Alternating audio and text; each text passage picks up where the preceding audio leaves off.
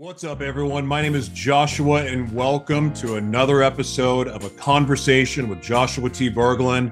And today's guest, Radavi Ryom, is incredible. Absolutely incredible. This is it's the most powerful, soft-spoken broadcast I've ever been a part of. And why I say that, when you meet our guest, not loud, not hand motions and all that other stuff, it's like big energy like me. But it's like this beautiful, quiet power in every word she speaks. It's like sucking you into the screen. That was my experience. I found like everything she's saying, I'm going, I can't get enough. Can't get enough. Could have talked to her for 4 hours. I don't even know how long it went, to be honest. I didn't even check the time yet, but it's special.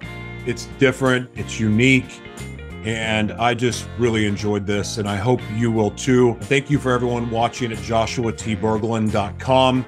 But also, if you're watching on YouTube, I'd be so grateful if you subscribed, liked, and shared your feedback on this broadcast, because there's a lot here to give feedback on. So thank you again for being here, and please enjoy the broadcast.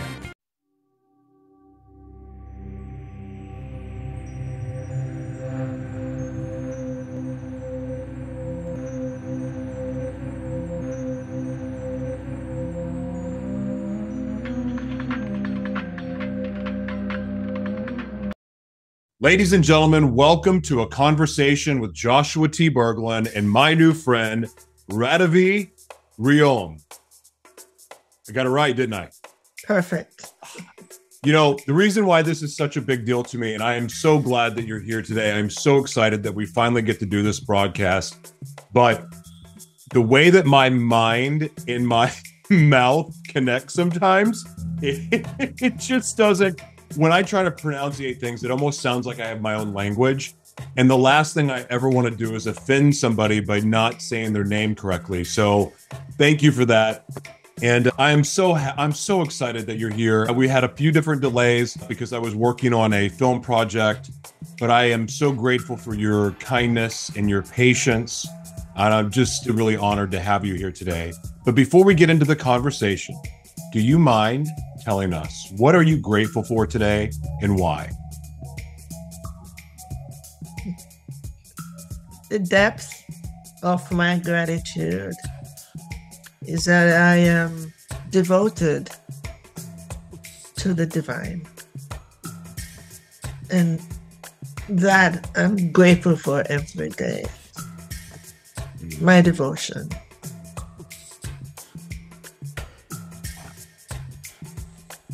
There was a depth in the way that you said that. It was just like this slow but methodical and impactful gratitude.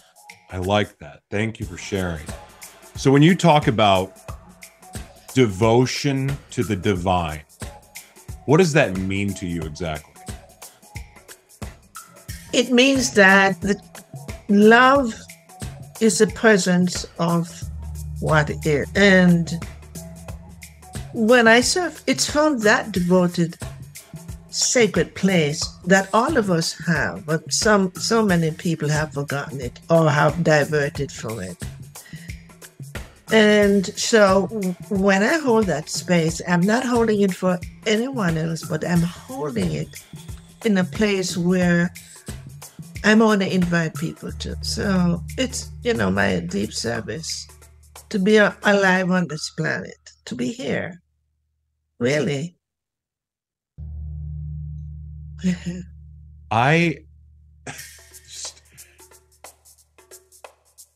Wow. I mean, I don't know what it is about you. This is really strange. This doesn't happen to me, but I find myself like being sucked in by your words, and like I'm coming into the screen as you speak.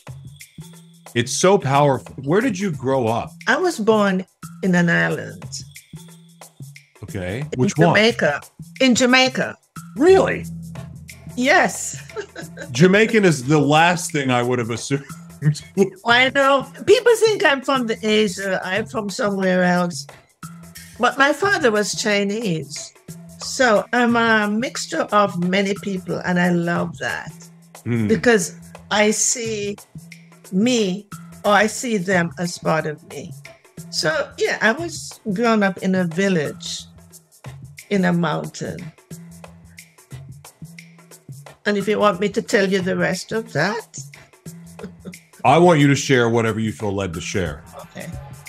Last night I thought about this, but it wasn't for the talk, because I've never said that.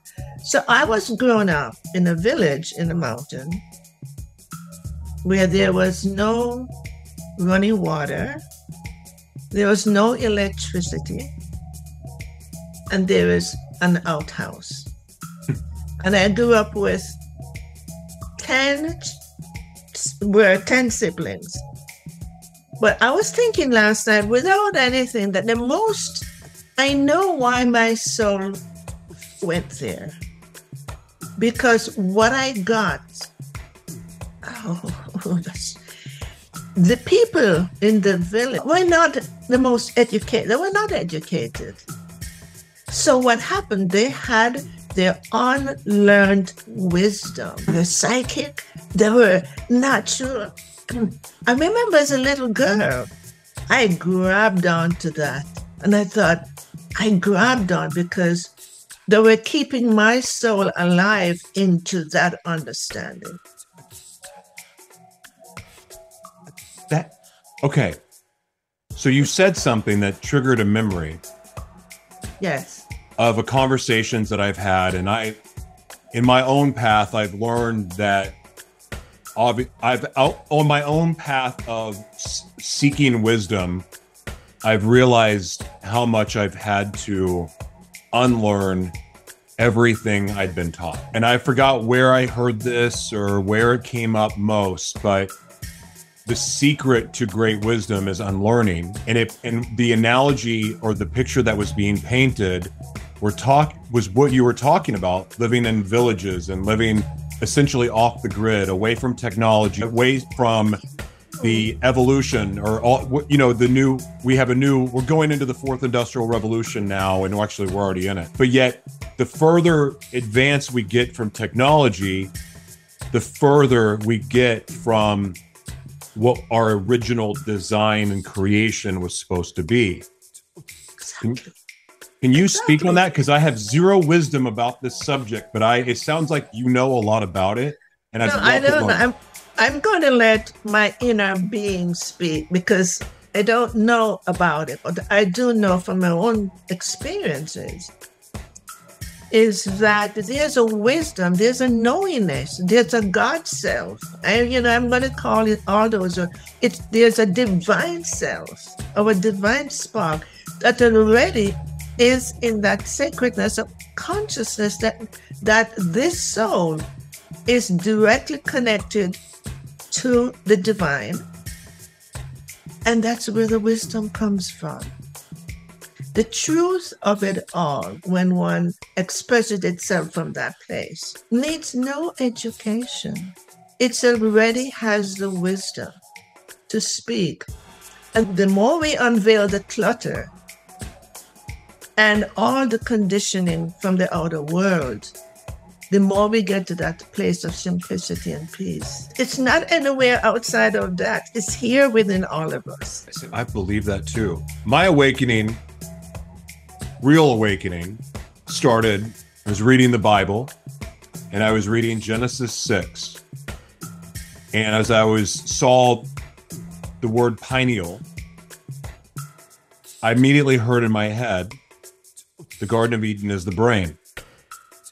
Like, what? The Garden of Eden is the brain. And so you got to confirm this, if this is real. Like, if I'm supposed to go research this and figure it out, I need you to confirm. And then confirmation after confirmation. So I went out and researched. That path opened my eyes, my heart, my soul, my mind, and everything else that you can imagine. And I finally became spiritually free because my relationship with God had never been better from that point on. But the difference was I was in this box of religion, even though I'm like, I'm not religious, I'm not this, I'm not that, I still had religious tendencies.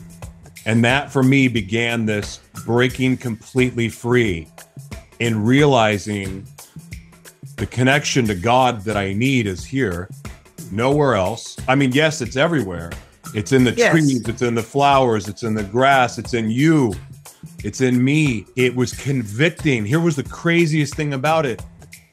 Like where we think about religious rules and regulations and dogma and everything, and yet that can feel like punishment, and that can feel like, you know, I'm being punished, or I can feel. But the most convicting experience of my life was realizing how much God really was inside of me, in the way that I act, the way that I treat my body, myself, the way I treat other people. All of a sudden, that realization really impacted me in a way that religion never could. And I became more responsible for my actions in that moment as well. There was no more devil. There was no more, I mean, look, there could be, I mean, I can experience heaven now, so I'm not worried about afterlife heaven. And I'm not worried about hell, because I'm not going there. But all of that shifted for me and changed. And it was very empowering, because now all of a sudden, the responsibility was really on me. I get to be grateful to our Creator, but as far as my actions and co-creating with God, our Creator, all of that changed for me. Can you? Totally get it.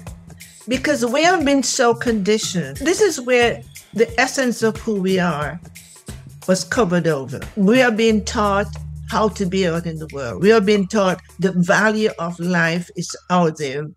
Education, money, being seen, being known, and all of that. And which religion is right and which one is wrong.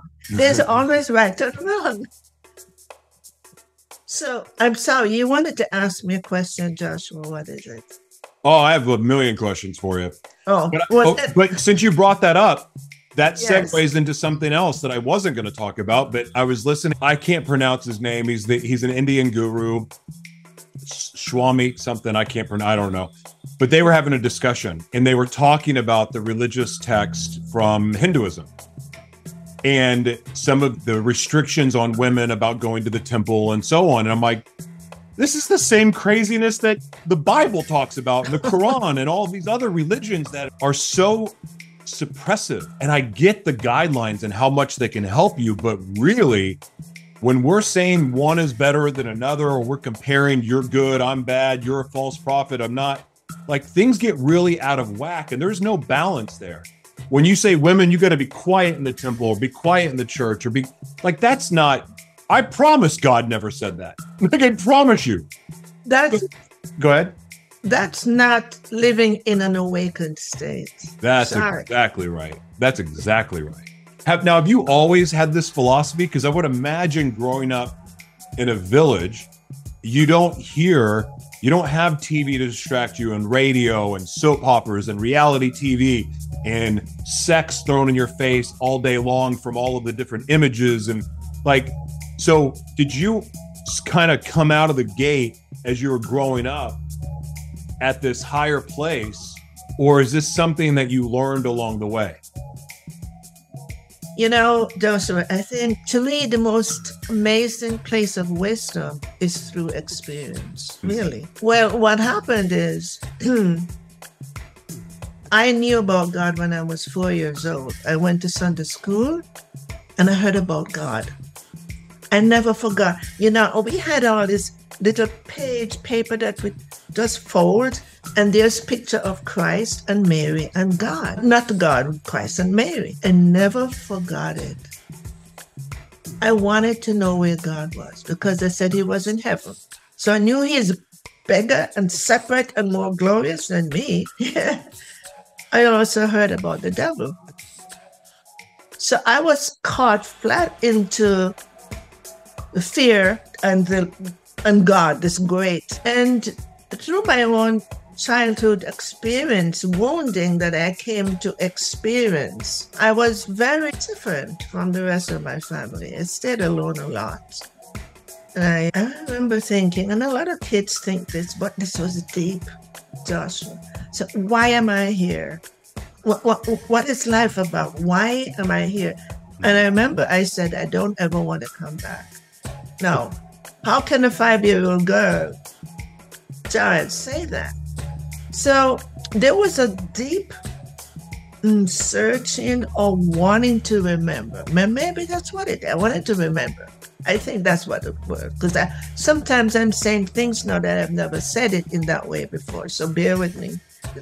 First time I'm going to express in certain ways. But through my journey and through my life's journey, and I was very highly sensitive, and I didn't know that. But I was also very empathic, and I didn't know that.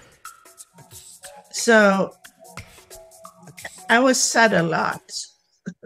I had sadness in me a lot. And through my relationship with my mother was the place I came to learn. And to learn to forgive. To learn to understand. And so I had to unveil all of that. And when I started, because there was something in me. I was indigenous. I have to say that. I was different. They were not like that. So remember I told you about the country folks who, and that's why I grabbed onto them. Oh my gosh, I just felt, wow. It was because I came in with a sense of spirit that was very deep and very different. I called it, and I know indigenous. Even today, I say I'm indigenous. So doing my unveiling, doing my self-healing, I get to a place where you get to unveil more, you get to unveil more, and you start to understand from a deeper place within you. I came to the place to realize where God is. Because God is here. God is in all of us. It's so, and God was the thread, the golden thread that was in the tapestry of my life. See, I held on to him at 4 years old, and I never let him go. I never let the passion go. And so when I was able to clear all my enough, I got to I remember walking over, not literally, but moving over to my soul. This was my egoic identification state that we all have, the conditioned state, the belief state. And I didn't have the understanding of it, but I know now. I started to unveil and move more into my soul state. And I was a treasure box. I think we all have it. I was handed a treasure box of what I came into this life with. Yeah. Those are medicine bags, right? Are they similar to? That's right. And I was going to say, and that became part of my medicine bag. And I was very shamanic and very indigenous in other lifetimes. Does it matter? Important for me to know where, when? No, I already know it. But I do, was told many things about that. So, God, the awareness that God is here, I just smiled and I said, I get it. I was looking up there. It's in here. And at times I said, okay, I went on a long journey. I wasn't looking for where God is down here. I was looking for him in heaven. But I found him. And so with that, a lot of my deeper understanding and whatever it is that I expressed came from this place of the unknown, that is not connected clearly with the mind. And this is it, I think, with everyone. There's a consciousness inside that uses the language of the mind to express itself. When we are into that state of, okay, I'm hearing, when we're in that state of grace. You're just like, I'm just like listening to you talk. I almost, gosh. It's very hard, like you speak in a way that almost requires me to listen. I don't know if that makes sense, but you know, some people talk and you feel like you're just being talked at. When you speak, again, like I said earlier, it's like I was wanting to come into the computer screen because your words are just like pulling me in. It's same thing. It's like, I don't know. I don't even really know how to respond to what you said. I do want to ask you something, because before we started the broadcast, and I was like, hey, wait, we'll talk about this. But you made a comment about being busy. And because you were talking about my background, and then you were telling me that I have my hands in a bunch of different spin, and because we were discussing how I like to move around when I broadcast. Yeah. So I cut you off because I actually wanted to hear it, because I figured it would lead to a conversation. What made you say what you said to me? Because I didn't know you knew anything about me, really. So I would like to know where all that came from. When I went to sign up, I thought, I don't know where to sign. There are these boxes of what you do. There's boxes of what you do. And I thought, wow, I'm impressed with Joshua. Oh. Because there's something in Joshua, and you know that already, that serves others. And I saw it and I felt it. You're not here for yourself. No. You're here for humanity in the way in which you do it. And that was our connection, Joshua.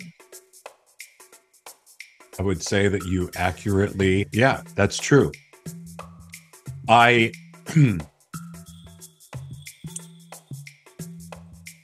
It's interesting, but before I turned my life around, I was pretty much a narcissist and about myself, but it all started from a sense of survival, needing to survive. Oh, absolutely. But ultimately, like even my job I had at the time, I worked with complex disabilities, and I would have thrown myself in front of a bus to help the people that I got to help. But I was also a drug addict and everything else too. So I canceled out a lot of the good I did, but my heart has always been for other people. And I don't know if it was my upbringing, I was born that way or not. My mom was an amazing influence. And even my dad, who I didn't have a good relationship with, I mean, I remember him, he had this guy it was a mafia boss that was on witness protection program. And my dad, he had syphilis of the brain. He was losing his mind. Everyone hated him, was scared of the guy. My dad just had this special heart for him. And I saw him sacrificially give and serve this guy that was really just a vile man. Of course, I liked him too, but he was vile. So I don't know where that came from but when I turned my life around, all I wanted to do was serve. I used to pray to God even before I had a relationship with God that I would have the opportunity. All I got to do was to travel the world and serve. That's what was my prayer. That's all I wanted to do. And now being in business, I still would rather give away things because God has blessed me with a knowledge and a wisdom and gifts that I don't want to sell. Like I would almost feel like I'm cheating to sell it. And I would rather give. That would explain, like that's where my heart is. But at the same time, the reason I'm telling you all this is because I haven't been able to figure out the balance of wanting to give everything I have to everyone who needs it and also taking care of myself and my family. That finding the balance there has not been easy for me. I would also say that, every soul is here to experience things. And I mean, this is my knowingness. And many people are having a hard time.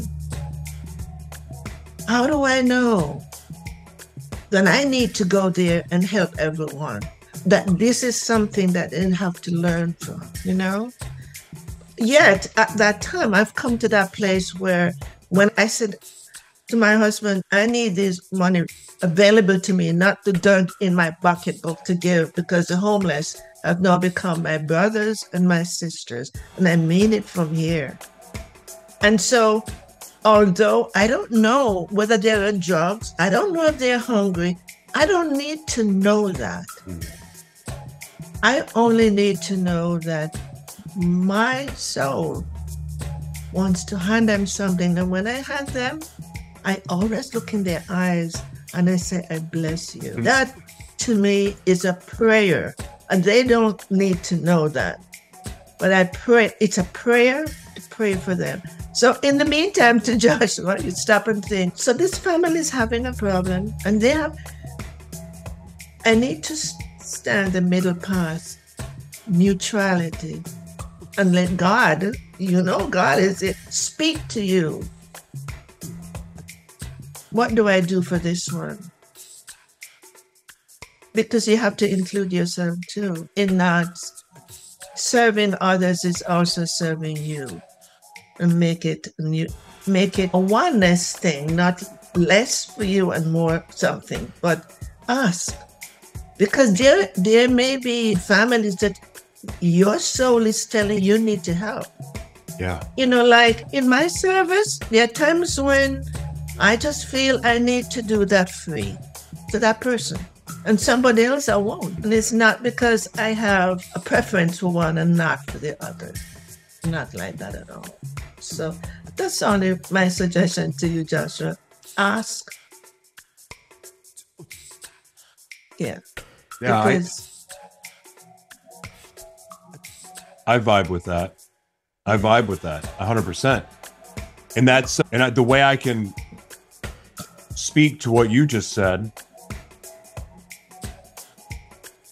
every time that I have gone against what I felt led in my spirit to do, I've suffered great consequences. But here's this is the trippy part about it.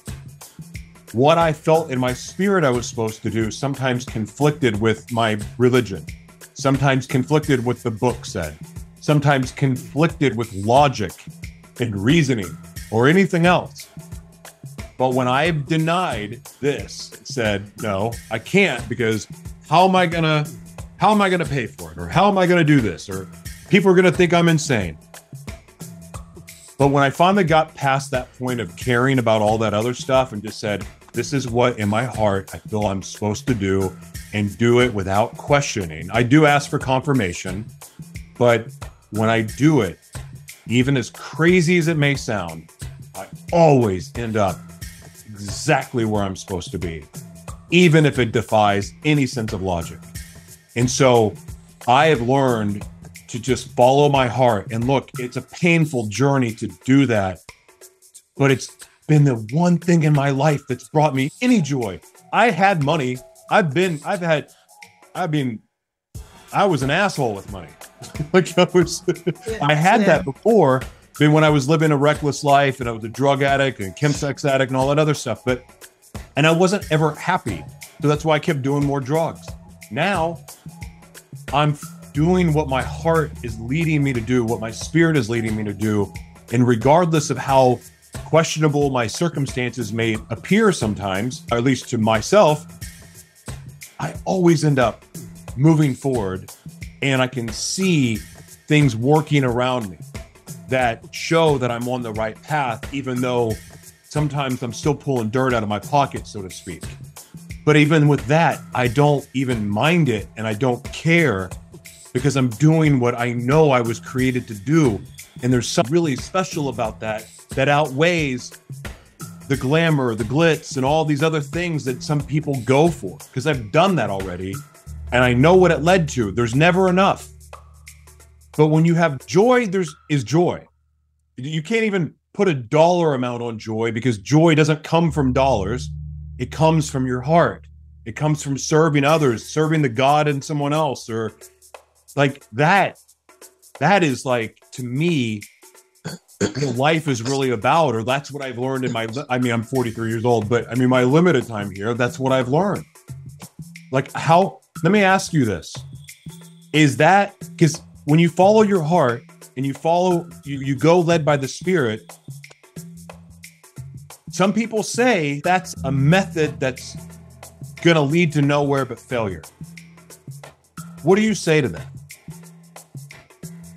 To me, when you do what you do, Joshua, like you, and you feel the joy in it, it's your heart that is in service. How can anyone say that takes you in? Okay, it takes you somewhere. What is it doing? You mean because people who say that may still have an identification of wealth and happiness that is outside of where you're coming from. Yeah. And they can't feel it. They can't see what you're doing. So in their conditioned minds, they think you're going in the wrong place. And that's what it is. And when your heart feels so fulfilled, how can that be wrong? Yeah. Yeah. So, that's what I believe. I would rather die failing doing that than anything else. I mean, obviously, I felt that Joshua was looking forward to talking with you. Do I now? I felt that about you. Yeah. Your generosity, your givingness is beautiful. Well, I thank you for that. This time around, my financial goals are centered around obviously providing for my family. I've been so blessed I have the best wife ever. She's my best friend. She's like, it's so multidimensional, our marriage and relationship and friendship and partnership. Been blessed with 2 little girls that are my stepkids, but I love them as if my own. And I have that. So I want to provide for them so they never have to do without.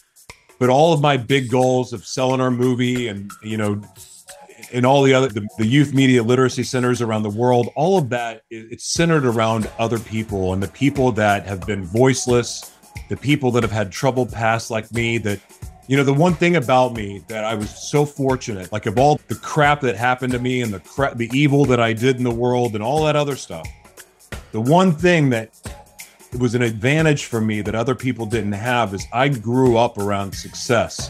I grew up being put in positions where I was comfortable around the wealthiest people on the planet. But at the same time, I was fortunate to be raised by 2 parents that taught me that you treat everybody the same. You show respect. It doesn't matter if they're homeless, or they're greenskeeper, they're the help, or they're a billionaire, you treat them the same. And I'm fortunate for that. But even when I lost everything and became homeless, I knew I could get back on my feet. I knew that I could succeed. But this time around, I want to have a huge impact because I know so many other people like me that lived a life like me, even worse, or even similar. They didn't have that example of success. So it's much harder for them to be able to pull themselves out. And so my heart is for that community. And as you know, why I had to delay our broadcast is I was finishing a film that we did with juvenile sex offenders. And, you talk about voiceless, you talk about dregs of society, the forgotten, the misfits, it's that demographic and others, former trafficking victims. I want to help those people because I believe, and I want you to speak on this. I believe the people that have been hurt and abused and victimized and taken for granted and rejected and shunned, those people that have experienced the worst of that, I believe that those are God's superheroes. And if they get the opportunity to heal and they get the right teacher, the right mentor, the right whatever, the right help, the right therapy, it could be anything. I don't know what it is for everybody. But if they can get that and they have that opportunity to turn their life around and start that healing journey, all of that pain and all of that hell and all of that sorrow that they went through all gets to be used for something so much bigger than them and for so much greater. And they get to do that much more good, even greater things on the flip side. That's why I care about them. And that's I want, if any legacy I leave on this earth is showing that you can do all that bad stuff, but God's not done with you. until you're dead. So you always get an opportunity to turn it around. Well, you know, Joshua, I know that every one of us, the essence of our soul is a spark of the flame of God. I know that. There's no doubt about that. So it doesn't matter to me what a child is doing, how bad it is. It's not about them. It's about the pain that is inside of them that has not been released. Yeah. And, you know, you talked about you're in addiction. And I would say the addiction is not the problem. The problem is why is the addiction? I agree with that. Yes. So then the same thing with kids and children. And one of the things that I'm so drawn to is sex slavery. Yeah. And that, I don't know, I'm very deeply drawn to that because it's, to me, the ultimate abuse. Yes. And so what you're doing there really attracted me a lot because it comes into, you know, these children sometimes have no escape when they're so heavily controlled. Yeah. And it still makes my spine hurt. I believe that I've healed that part of me. But when I think of other people going through it, and look, there's way worse situations of sexual abuse than I went through, but even with what I went through, I know how it changed me. And this healing journey has been long and not fun, but I'm also grateful for it because I know it can be done. If God can rehabilitate my life after what I've been through and what I did, he can do it for anyone. But you're right, sexual abuse, sex trafficking, and of course there's organ harvesting too, and which is a massive problem that not enough people know about, and how organ harvesting ties into the cosmetics and the skincare that we use. I mean, this is like, it's a bigger deal than people know. But the thing about organ harvesting is different than sex trafficking, obviously. But with sex trafficking there's a grooming process, there's a breaking down, there's a splitting of the create altars, which are, you know, soul splits. Like there's a whole program that they go through to make their slaves.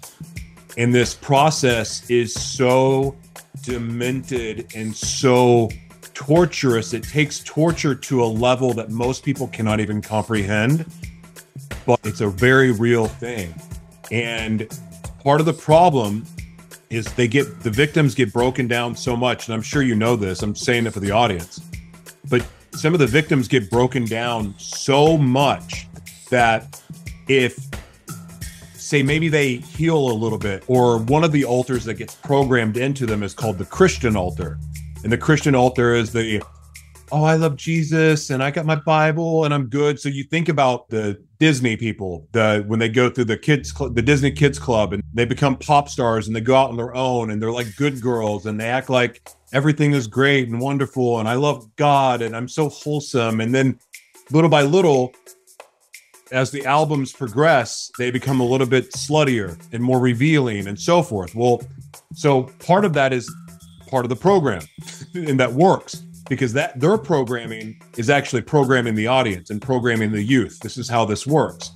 But anyway, so some of them try to break free from their altars, or maybe the programming doesn't stick as long. So what happens, they get the nerve to try to leave and escape. Know about it.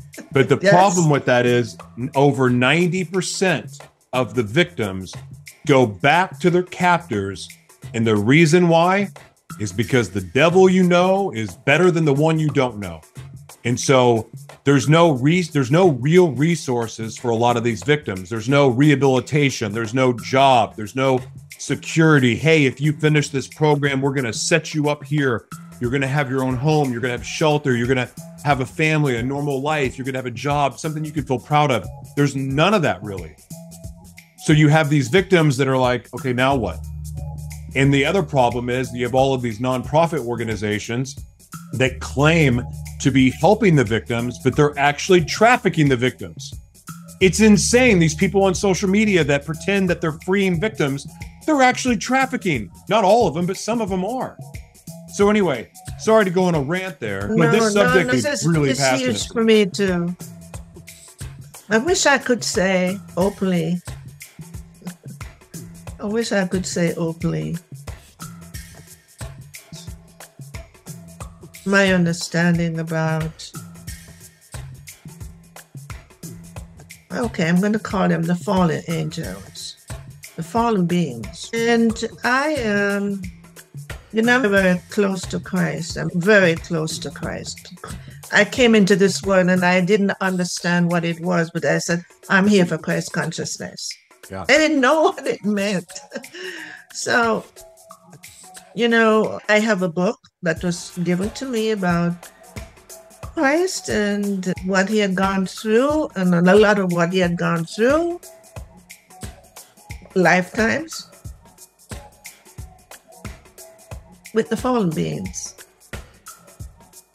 There have been him thousands and thousands of years, Joshua, and they have manipulated the minds of many people that still goes down in the patterns of Christianity in some forms and a lot.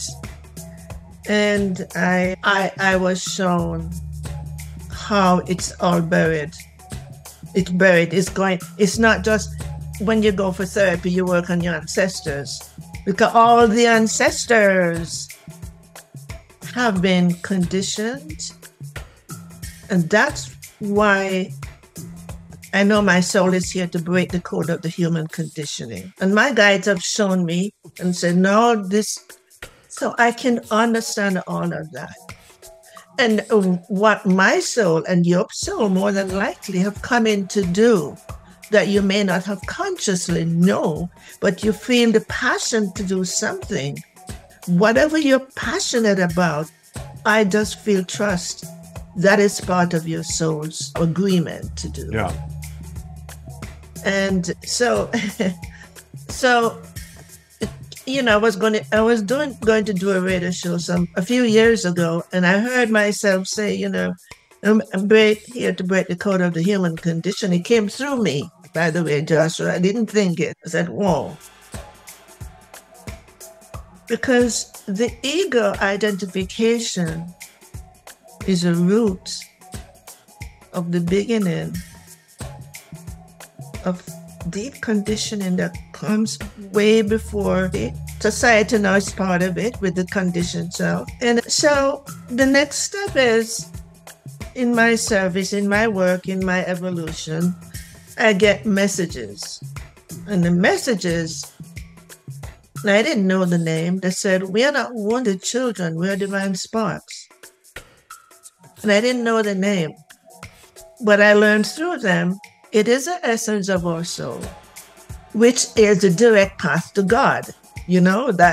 So the divine spark is what holds the essence of everlasting love. And when we live from that, Joshua, there's a whole different take on how you live your life. Sure. So they really urged me. They wanted, it was an urging on how they're locked away, and how the deepest pain is for them not to be able to express their love in the world. And so I'm in the process of writing the book, and the book is almost finished. And the next thing is, and I know the book has to go out there. I said, I'm a servant, and I'm asked to do, anytime I'm asked to do something, I always do it. Joshua, you do it. Yeah. And I know it has to be promoted. And I said, I know it's going to take a lot of money to promote it, but my heart feels the book doesn't end when I finish writing it. So there are the pieces, that I've left out about, about where I know all these things from, or they're shown to me. And so what's going on in the world that you talked about that is so passionate for you to talk about and share, and how it brings you a lot of pain. The fallen beings are still here. And that's why you and I and people who are so open to the God to make a difference, because I can't change it personally, but one thing I can do is to send my love out there in my life, and so can you. Right. Let me ask you, because you brought up light, and I was involved in a discussion. Someone made a comment about the world's getting darker. And I contend that all of this stuff that's happening right now that we're seeing has been going on since the beginning of time, since we've been here. It's not new, it's uncovered. So it's art, but I believe, and correct me if I'm wrong, I'm not an expert, this is just what my heart believes. I know. Is that it's our light that is now causing the awareness of this darkness. Like our light is exposing the shadow world by our way of being, and that it's not getting darker, it's ultimately our light. And this is a good thing. It's a good thing that we are now seeing the horrific things that have gone on in the shadow world for so long. This is a good thing. This is a sign of good things to come. But yeah, it's going to get a little wild and a little scary for some, crazy for some. But ultimately, this revelation that's happening is a good thing. What do you believe? I totally agree with you. There's a lot of light coming on the planet too. I don't know. Anyway, tell you about an experience. Okay. For about 4 months, 5 months, I felt I was in a cave. Okay, so I'm waiting to come out of the cave. When am I going to come out of the cave? And there are times I'm not feeling good. I thought, I can't feel my heart at times. And I had a little headache. And I thought to myself, you know what? Maybe I have an entity. I thought, I could. Because I stay home a lot. I'm my best friend, really am. And yeah, for the first time, I'm going to say this out in the open. Higher self told me sometime, plant medicine is here to uplift people from the fallen beings. Okay? So I'm indigenous, remember.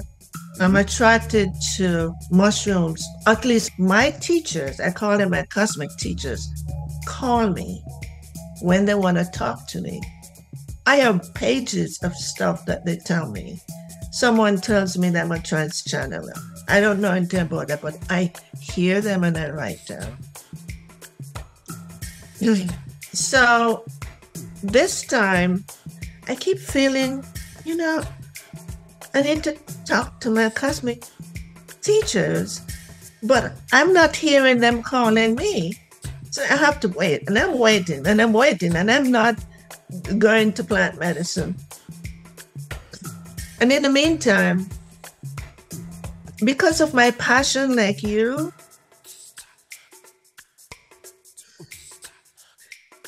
to listen to the good that is happening out of the bad. There's a lot of intel people, and I'm a person who is here on this planet to bring peace. Okay. So I'm always looking to see what the changes. So finally my heart was open to a point somewhere, and I said, okay, to my husband, I'm going to do ceremony today.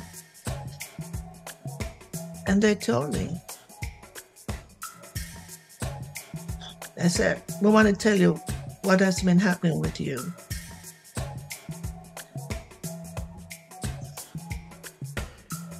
They are shadowing you that you couldn't even feel us, your family. You couldn't hear us, or you didn't want to hear us because I couldn't hear the inner calling. And here is a piece that I want to share with you. They said, when you listen to this intel, these people mean well. He says, when they talk about the dark side that is happening, the energy is still there in the conversation. You're talking about a thing. And that, when I listen, affects me. She said, you're very empathic. You are not here for that. There are people who need to break away from their stuck belief to get triggered by hearing what's going on the planet. But I am to stay away from that because I'm not here for that. That they said that was your lifetimes ago, not now. Your evolution is somewhere else, and I don't need to say because I'll be talking about me, and I don't. And they said, you are to stop listening.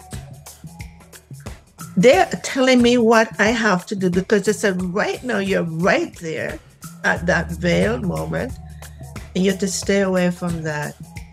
Whatever you take from this, just Joshua, because I felt I needed to say. I woke up with a little pain that was on my back, was gone. I felt different. I felt lighter. I felt different because I heard their truth, and now I hear them. They said, do not go. There's no spiritual teacher there that needs your attention because, I listen on Sundays to a awakened teacher. And I know I really don't have a teacher anymore. My teachers are out of my cosmic teachers. Let me ask you really quick, because I think there may be a message for me in there, so I want to repeat it the way I heard it. Yeah.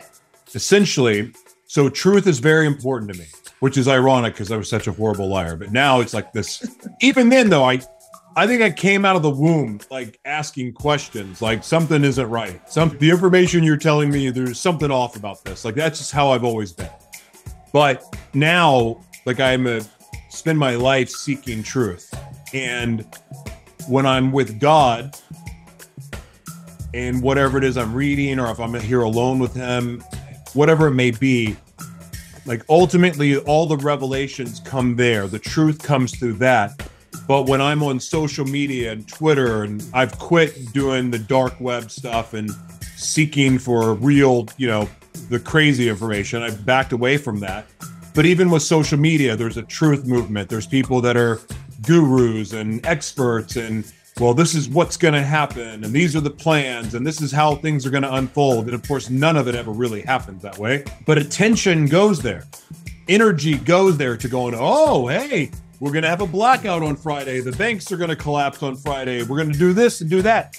So all of that is essentially noise and a distraction and not part of the soul's mission. Is that what you're saying? Absolutely. The message was for me then. Yes. And when you said you stopped, something in you made you stop. This is crazy. And, human beings love drama. Yeah. And that is what happened. And some of these people who are saying those things too, the question is, how clear are they? We need to look, not because all things seem good, that they are good. And for me in particular, I needed to cut off everything. And so I can hear that. I know when they're around me now. Like, I know more than I ever did before. They said, remember, keep thinking. So anyway, I don't know why I felt like telling you that, Joshua, why I brought it up, but I brought it up. I'll tell you why. Or I think this is what it is. Right. I've noticed, I think the way that God speaks to me has been different lately, but where instead of like hearing a voice, Yeah. I feel like whatever it is that I'm looking at that may not be serving me. And it could be like looked at as good information or interesting. I feel like almost a disgust inside. And like this could be on Twitter, the one social media platform I'm on, or even something I'm reading in the news. I feel like this, like my body's physically rejecting it. There you go. And I'm like, okay. But There then, you go, Joshua. but in the true addict form, I still go back to it.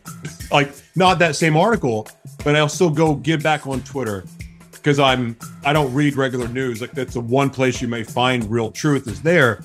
But even regular information I may be looking for. But even with that now, I'm almost feeling like, what am I doing? Like, why am I doing this? This is not helping me. And then my mind starts to go, well, this is a great place to share content. This is a great way to find people, to meet people, blah, blah, blah.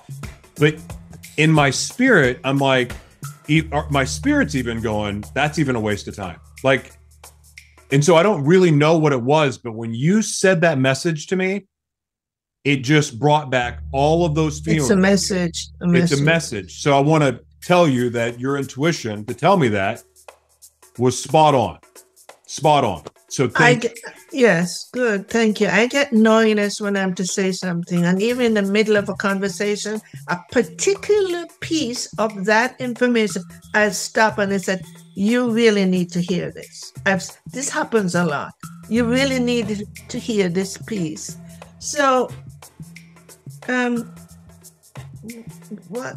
So, okay, so the thing is, it's funny. This morning I was telling my husband, I said, this is something that happens. I said, there's this woman who does Akashic records, and I'm really I acknowledge her because I'm into the soul business. I'm into soul. And I said, I have never seen this before. She's giving a free 5-day something.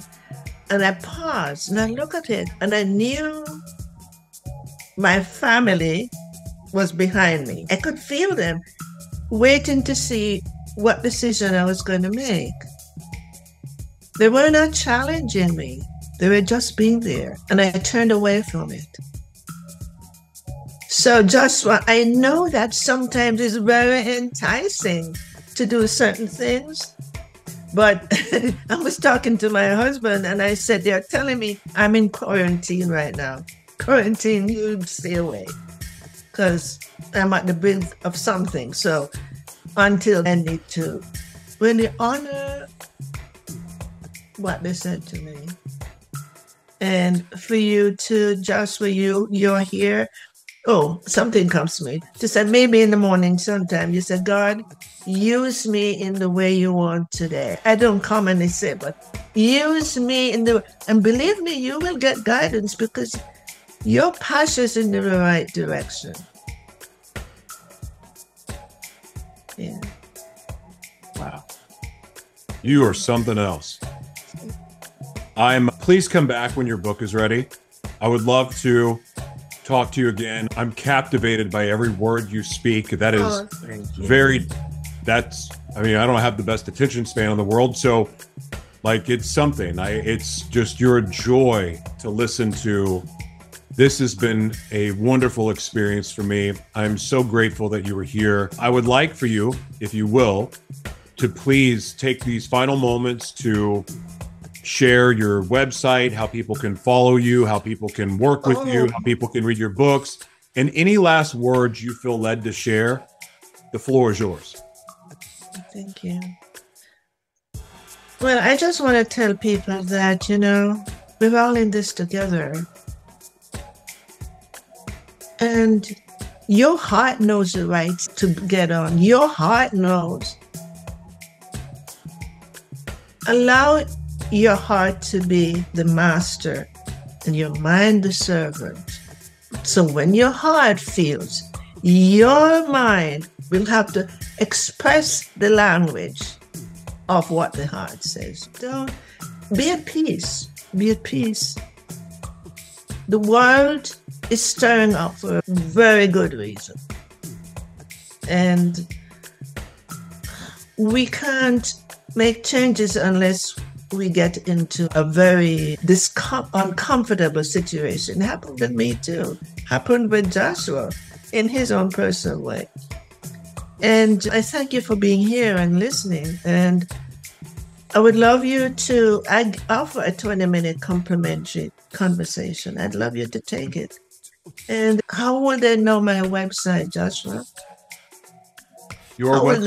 Are you going to put it somewhere? Oh yeah, everything will be in the show notes. Okay. I'll have all your links, but if you want to share it too. Oh, so my website is radavi.net, and I'm here to serve those who are really ready to let go the resistance. I know the mind is very strong, but no, there are many people here who are open to be of service in the serving of the light. So we are all divine sparks, all from the one flame. And I would love to use the word God. We are all from the one flame of God. So we are one. Amen. Thank you for being here. Okay, Tasha. Talk to you soon. Bye.